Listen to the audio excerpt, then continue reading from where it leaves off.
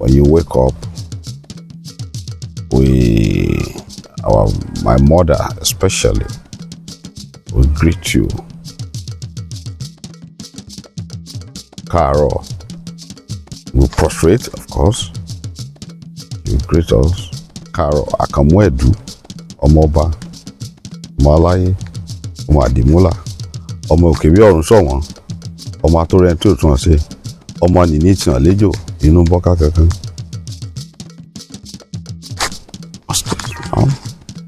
Surprise. When we now even come home for Christmas, Easter period, travel from Ibadan, come to Iba. Because people can recognize us and, physically, they're always able to identify our lineage. Everybody that passed by also will greet us similarly and recites our Oriki, our panegyric, which kind of like give us an identity. So the one I just recited that my mother usually would greet us, wake up with in the morning and greet us. That's my father's lineage. Alapa, Olanioka, Omwejo. You can see. Then my mother's side is a high body. So when you pass, they say, Leo, Omo Kiniba. I don't know Kiniba, Kaja, and Mula, Ibadi, Bogueran, Sumi, Ibadi, Mila, okay. So that has kind of like remained in my memory as we're growing. So beautiful. And when we're going again, we go to occasions, they recite various Oriki Yoruba, which is kind of a form of linking the individual to their family, to their town, to their tribe. When they say recite the Oriki, and we just discovered that you see again because of religion and various form of influences, it's the culture, the tradition of Oriki began to disappear. Of course, like I said, not many people actually even know it again because they're not exposed, to it. Like many people have moved, to urban areas. But this is a very important aspect of Yoruba culture. When they recite somebody's Oriki, it tells, tells the story of the person. It reveals the history of the person. It reveals the history of the community. So I just realized that we got to do something to promote the Oriki, to bring it back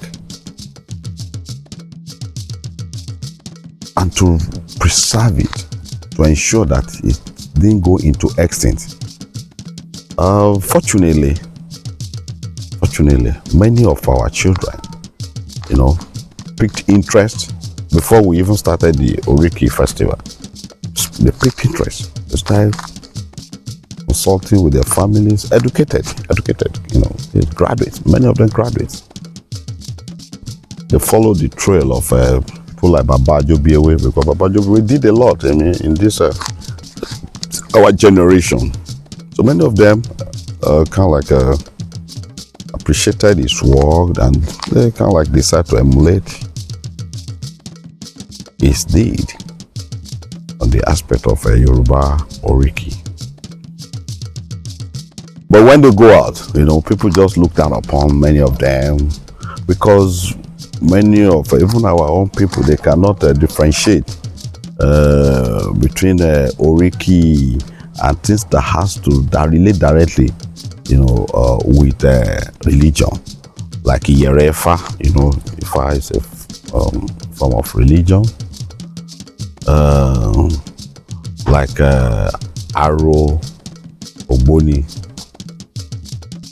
So when people are chanting Oriki, some people, especially they are into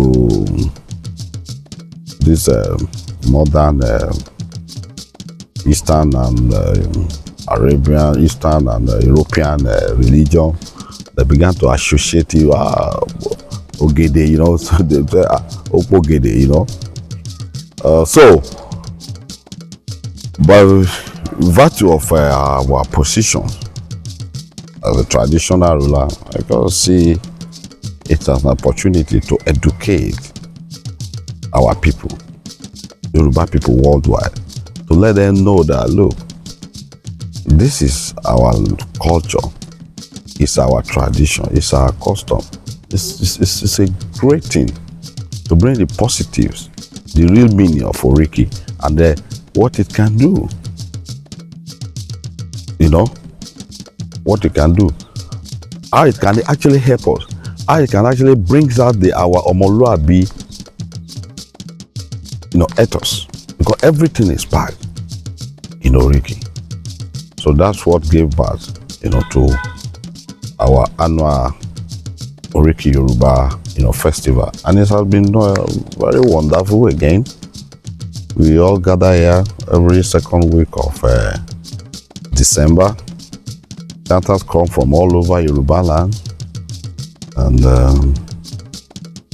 it's a festival, and we kind of like do competition to encourage our kids, give them a lot of gift, a lot of rewards, and of course with condition that they perform, they do well in their education, while promoting and learning the various Oriki, so that the generation down the road can still find it. And we're using also the modern technology, and it's, you know, how you are able to listen to this is actually part of how we believe that we can propagate and transmit, you know, the culture.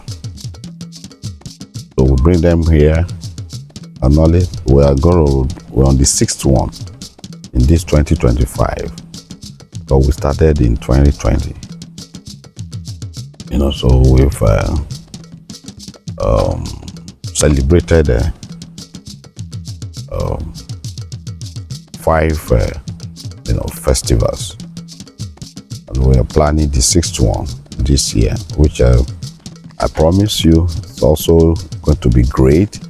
Like the previous 5, of course, we're improving every year. Like last year, we stream it live, you know, to audience. So that's again a little about Oriki, and we recognize, you know, those that have done excellently. Many of our Yoruba leaders that have worked extensively in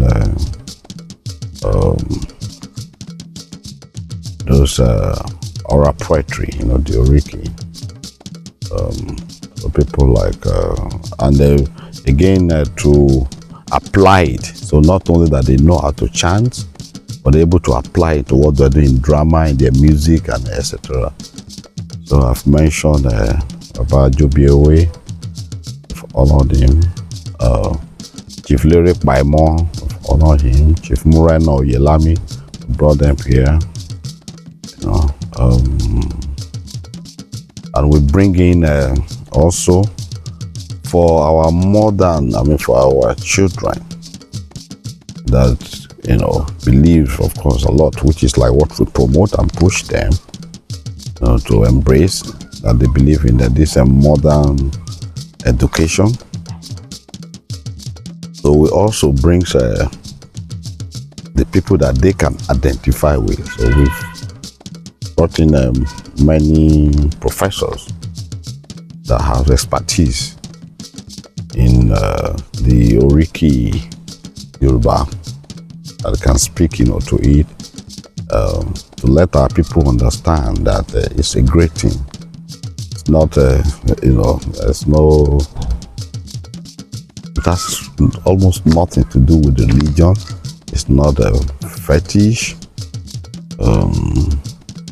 It's not occultic, nothing like that. It's just like culture, beautiful culture that tells our story, that brings out our rich history. So last year we brought Professor Organ.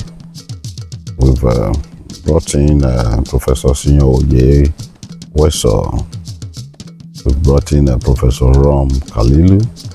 We brought in, His Royal Majesty Dr. Dokun Abolarin.